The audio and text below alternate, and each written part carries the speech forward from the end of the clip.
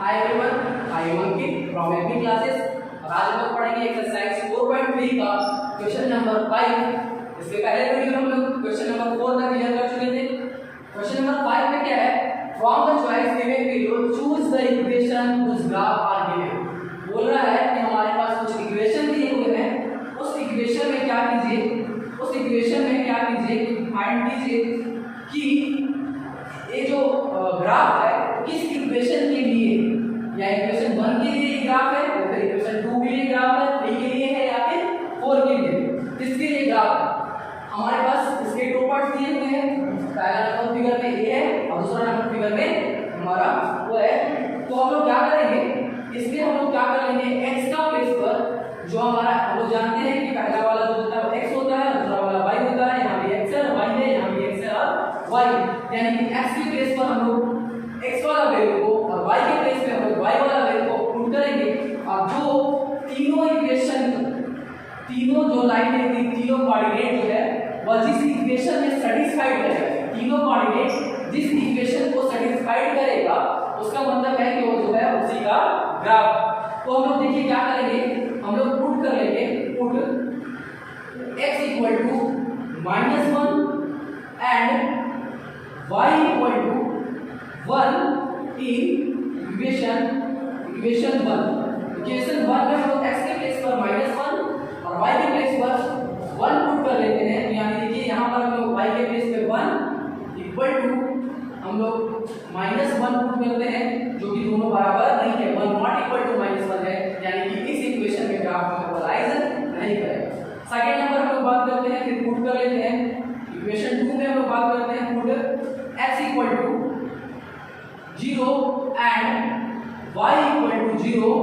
कौन सा इक्वेशन में, इन इक्वेशन 2। इक्वेशन 2 में x के प्लेस पे 0 और y के प्लेस पे अगर 0 पुट करते हैं तो देखते हैं हमारा x plus y equal to 0, x equal to हमारा क्या है 0 प्लस 0 इक्वल टू 0 हमारा यहाँ पे राइज कर रहा है, यानी कि हमारा एक पॉइंट जो है इस इक्वेशन से जो है वो पास करेगा। लेकिन क्या थीटा पास करेगा, हमारा 0, 0 करेगा। उसके लिए हम लोग क्या कर सकते हैं, फिर से पुट कर लेते हैं x equal to 0 and x equal to, हम लोग पहले इसको कर लिए थे इसलिए हम यहाँ इसको कर लेते हैं x इक्वल टू -1 और 1। x इक्वल टू -1 और 1 को जब हम लोग पुट करेंगे तो हम लोग देखेंगे x के प्लेस पर हम लोग क्या कर लेंगे -1 and y equal to 1। x के प्लेस पर अगर हम -1 करेंगे तो हमारा हो जाएगा -1 प्लस 1 इक्वल टू 0, यानी कि -1 प्लस 1 0 हो जाएगा और इक्वल टू 0, यानी कि इस पॉइंट पर भी जो है वो सेटिस्फाइड कर रहे हैं। यहाँ भी सेटिस्फाइड हो गया, यहाँ भी सेटिस्फाइड हो गया। तो हम लोग थर्ड नंबर पे चेक कर रहे हैं कि x इक्वल टू अगर हम लोग 1 लेंगे और y इक्वल टू -1 लेंगे तो सेटिस्फाइड होगा कि नहीं। अगर सेटिस्फाइड होगा तो जो है वो सेकंड इक्वेशन के लिए ग्राफ है, यानी कि फिर हम लोग x इक्वल टू 1 लेते हैं, इसमें put x equal to 1, put x equal to 1 and y equal to -1, इस पॉइंट को ले रहे हैं। अब हम लोग क्या करेंगे, x के प्लेस पे 1 प्लस y के प्लेस पे -1 इक्वल टू हमारा है 0। अब हमारा 0 इक्वल टू हमारा हो जाएगा 0। इसका मतलब है कि हमारा जो सेकंड नंबर इक्वेशन के लिए ग्राफ होगा ये हमारा सेकंड इक्वेशन जो है वो सही होगा, यानी कि हम लिख सकते हैं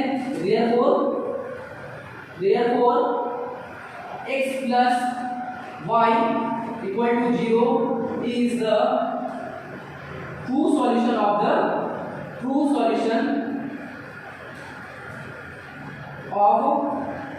ग्राफ के लिए सही सॉल्यूशन है क्या, x plus y equal to 0। हम लोग क्या कैसे पता किए, x के प्लेस पर जो हमारा -1 दिया हुआ था, 1 दिया हुआ था, इस इक्वेशन में पुट कर लिए। अगर हमारा LHS और RHS बराबर आ रहा है तो वैल्यू जो है वो सेटिस्फाइड करेगा, और बराबर नहीं आ रहा है तो सेटिस्फाइड नहीं करेगा। तो हम लोग देखिए क्या चीज किए, पहला वाला इक्वेशन में जैसे ही पुट किए फर्स्ट स्टेप में ही कैंसिल हो गया था। फर्स्ट स्टेप में x LHS equal to RHS जो है वो नहीं आया थे, यानी कि फर्स्ट इक्वेशन लाइज नहीं करेगा। सेकंड इक्वेशन में जैसे ही हम लोग x के प्लेस पर जो हमारा दिया हुआ था -1 और y के प्लेस पर हमारा 1 उसको भी पुट किए, साथ साथ 0 भी पुट किए, साथ साथ 1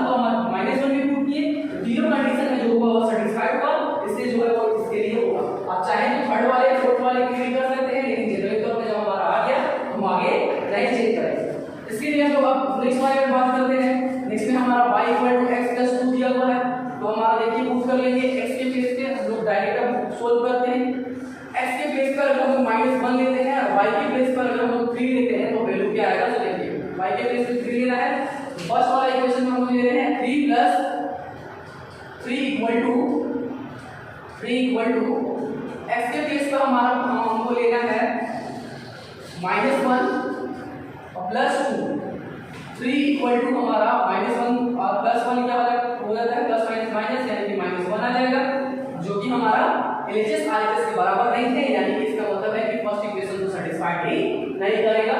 जब फर्स्ट स्टेप में आया नहीं सेटिस्फाइड नहीं कर रहा है तो हम लोग आगे इसका चेक नहीं करते। अब हम लोग बात करते हैं सेकंड इक्वेशन में। सेकंड इक्वेशन में क्या कर लेते हैं, y के प्लेस पे हम लोग क्या कर लेते हैं, हम लोग पुट कर लेते हैं -1। तो हम लोग क्या करते हैं, y के प्लेस पे 3 यहाँ पर 3 किए इक्वल टू x की प्लेस पर हम लोग करेंगे -1 और -2 करेंगे। 3 equal to minus minus plus तो होगा, लेकिन साइन रहेगा ऑलवेज नेगेटिव का, यानी कि सेकंड इक्वेशन की राइज नहीं करेगा, यानी कि ये भी हमारा कैंसिल हो जाएगा। थर्ड इक्वेशन में अगर हम लोग आते हैं, थर्ड इक्वेशन में बात करते हैं, x के प्लेस पर हम लोग पुट कर लेते हैं 3, y के प्लेस पे 3 और x के -1 और हमारा +2। देखिए माइनस माइनस कैंसिल हो जाएगा, 3 इक्वल टू 3, यानी कि इस लाइन पर तो पास करेगा, लेकिन इस लाइन पे पास करेगा कि 0,2 पे पास करेगा कि 3 वाला इक्वेशन तो पहला जब हम लोग वैल्यू पुट किए, फर्स्ट कोऑर्डिनेट पुट किए 1,3 तो लाइज किया, लेकिन क्या सेकंड वाला भी करेगा, और अगर थर्ड वाला भी करेगा तो इसका आंसर यही होगा। अब हम लोग सेकंड नंबर पे पुट करके देखते हैं क्या पुट कर रहा है। इस बार हम लोग x इक्वल टू पुट करेंगे, क्या फर्स्ट नंबर 3 का 1 नंबर है, यहाँ पे हम लोग ऐसे कर लेते हैं। इसका हम लोग 2 नंबर अगर फाइंड करेंगे, x के प्लेस पर 0 लेते हैं और y के प्लेस पे 2 लेते हैं, यानी कि हम लोग x के प्लेस पे 0 लेंगे और y के प्लेस पे 2 लेंगे, तो 2 इक्वल टू हमारा हो जाएगा -0 और +2 और यहाँ पर हमारा 2 इक्वल टू फिर से आ गया हमारा 2, यानी कि यहाँ पर भी हमारा लाइन जो है वो कर रहा है। थर्ड स्टेप में अगर कर जाएगा इसका मतलब हो जाएगा कि इस इक्वेशन के लिए जो है वो ग्राफ दिया हुआ है। थर्ड इक्वल टू मतलब थर्ड क्या करना है, x के प्लेस पर हमारा 2 करना है, y के प्लेस पर 0 करना है। हम लोग क्या करते हैं, y के प्लेस पे 0 करते हैं तो हमारा 0 हो गया, x के प्लेस पर हमारा 2 करना है तो हम लोग -0 इक्वल टू -2 +2, यानी कि 0 इक्वल टू 0, यानी यहाँ पे LHS इक्वल टू RHS आ रहा है। इसका मतलब है कि थर्ड वाले के लिए जो है वो ग्राफ है, और ये हमारा क्वेश्चन हुआ क्लियर। ये था question number 5।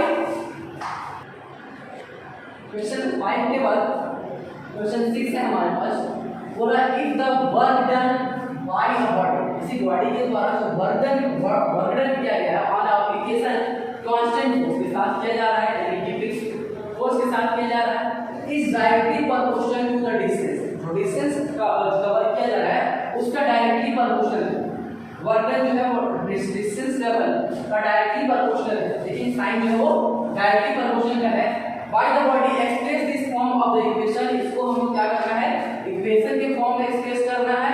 If the variable and draw the graph of the same by taking the constant force, graph draw कीजिए जिसमें कांस्टेंट फोर्स की कितना लीजिए 5 यूनिट लीजिए। Also read the form of the graph and work done, और इस graph को read कीजिए जब work done when the distance travel by the body is 2 unit, और फाइंड कीजिए कि जब बॉडी के द्वारा 2 यूनिट डिस्टेंस फाइंड किया जाता है तब वर्क डन जो है वो कितना होता है, और 0 यूनिट जब डिस्टेंस कवर किया जा रहा है तो उसका वर्क डन जो है वो कितना होता है। तो देखिए हम लोग क्या कर लिए, rate the total work done हम लोग मान लिए y इक्वल टू हम लोग मान लिए टोटल वर्क डन, उसके साथ साथ फोर्स F इक्वल टू हम लोग मान लिए कांस्टेंट फोर्स है, तो x इक्वल टू हम लोग मान लिए कि टोटल डिस्टेंस ट्रैवल है, तो हम लोग वर्क डन इक्वल टू हमारा दिया हुआ है डायरेक्टली प्रोपोर्शनल, क्या दिया हुआ है, directly proportional to the distance, तो वर्क डन इक्वल टू हम लोग directly proportional to the distance, जो भी क्वेश्चन में दिया हुआ था उस चीज को हम लिख लिए। लिखने के बाद देखिए क्या होता है, वर्क डन का डायरेक्टली प्रोपोर्शनल साइन है, ये डायरेक्टली प्रोपोर्शनल होता है, directly proportional to the distance. Directly proportional कहने का मतलब है कि अगर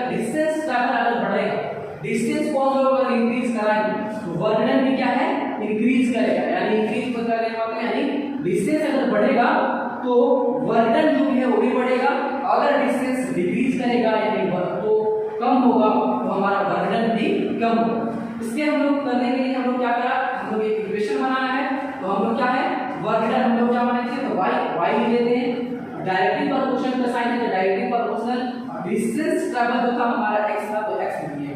अब देखिए डायरेक्टली प्रोपोर्शनल को साइन को हटाने के लिए जब आगे क्लास में आप पढ़ेंगे तो जानेंगे कि डायरेक्टली प्रोपोर्शनल को साइन को हटाने के लिए कोई कांस्टेंट टर्म को लिया जाता है। कांस्टेंट टर्म आप यहाँ पर कुछ भी ले सकते हैं, लेकिन हमारे पास क्वेश्चन में कांस्टेंट टर्म जो है वो क्या है, दिया हुआ है। तो कांस्टेंट टर्म को हटाने के लिए हम लोग 5 दिया हुआ है तो हम लिख सकते हैं y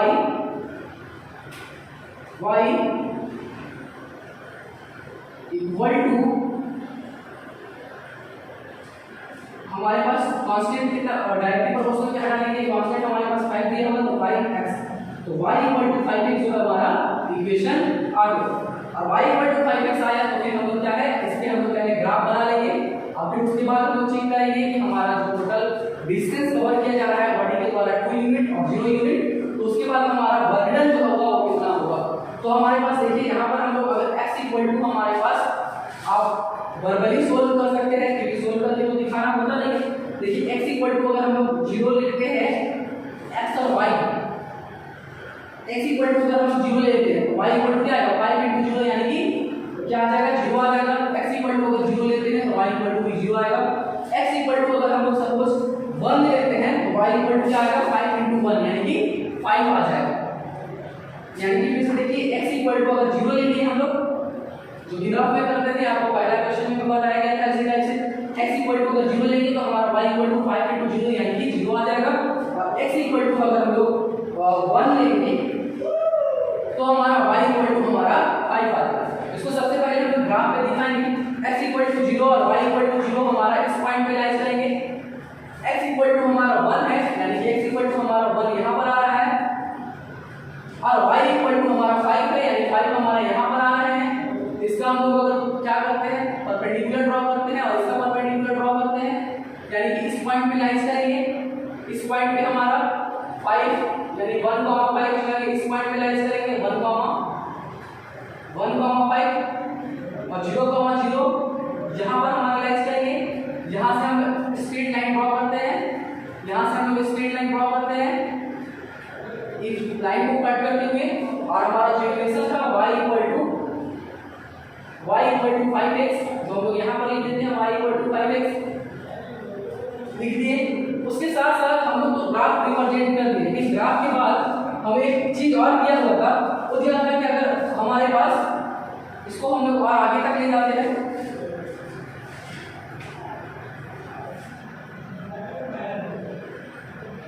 इस टाइप से हमारा यहाँ पे 1, 5 यहाँ पर लाइज करेगा, थोड़ा सा और यहाँ पे 1 यहाँ पे 2 यहाँ पर लाइज करेगा। अब हम लोग क्या बोला कि हमारे पास वर्क डन जो है वो 2 यूनिट जब होगा तो हमारा क्या होगा, हमारे पास डिस्टेंस ट्रैवल 2 यूनिट होगा तो हमारे पास वर्क डन जो है वो फाइंड कीजिए। तो डिस्टेंस ट्रैवल हम लोग देखेंगे यहाँ पर है 2 को अगर हम लोग इससे ले जाते हैं सामने में ले जाते हैं तो यहाँ इस लाइन पे थोड़ा सा ग्राफ हमारे पास टेढ़ा हो रहा है। यहाँ पर इस लाइन पे यानी 10 के सामने में हमारा कट हो रहा है, यानी इस लाइन में मिल रहा है, हमें मिल रहा है 10 पे मिल रहा है, 10 पर मिल रहा है।